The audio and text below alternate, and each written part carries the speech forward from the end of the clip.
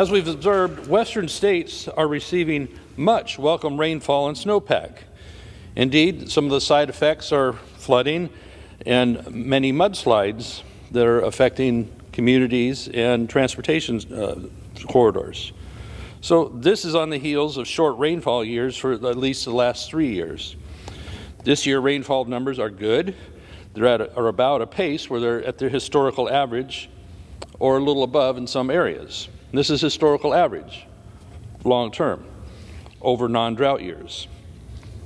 So the last 3 years have seen dire water supplies for many people and allocations for farmers. In 2019, though, our lakes in California were basically full.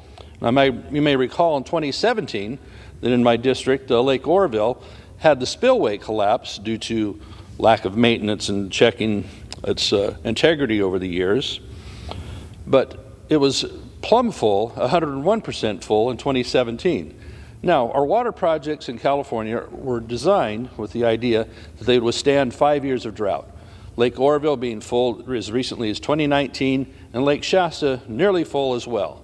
So how is it that our State Water Project and our Central Valley projects run by the Bureau of Reclamation, being at these high levels, that Lake Oroville, for example, in 2021, only 2 years after being full, was basically so low on water that for the first time in the history of that lake, it did not make hydroelectric power because the water levels were so low.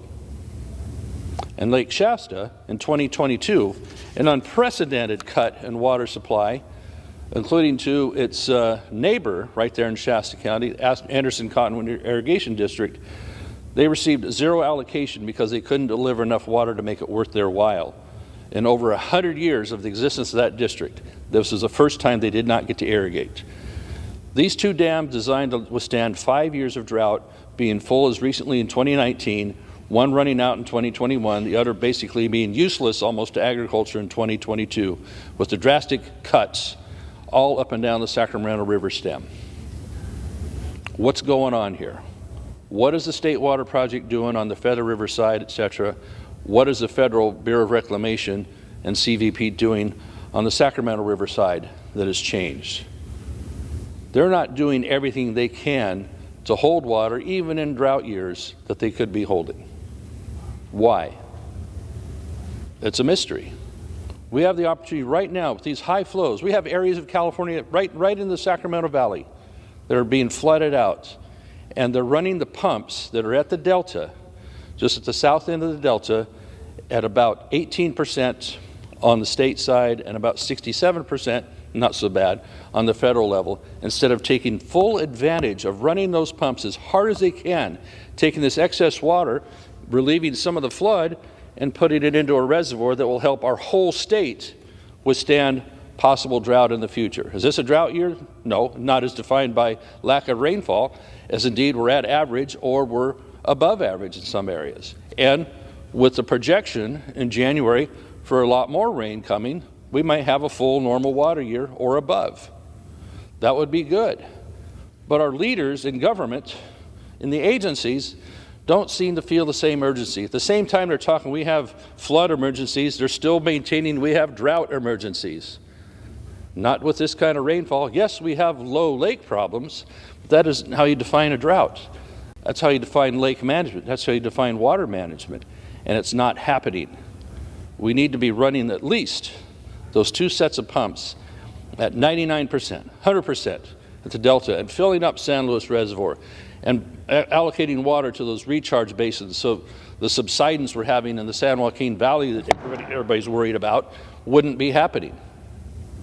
Nope, they want to just keep chugging along the way they're doing, especially on the state side. This is a disservice to all water users in California, and at the same time, they don't really see a whole lot of need to cut back on environmental water that is very dubious in nature, if it's helping fish in the Delta or anywhere else. Indeed, they need a change of attitude at all these levels of water management. These agencies don't seem to be on the side of growing food. I always bring this poster along here so people can understand how much of their food is grown in California and with the high percentage of these crops that only come from California that Americans consume. If it's not grown in California, either you're not going to have it or you're going to have to import it from somewhere else. Look at this. All the, walnuts. Walnuts are having a devil of a time right now in their market. And tomatoes. If you want tomato paste for your pizza and your pasta, where's it going to come from? We have to import all this stuff. We need to have a much stronger, much smarter water policy, and that starts right in California, and it benefits the whole country. I go back.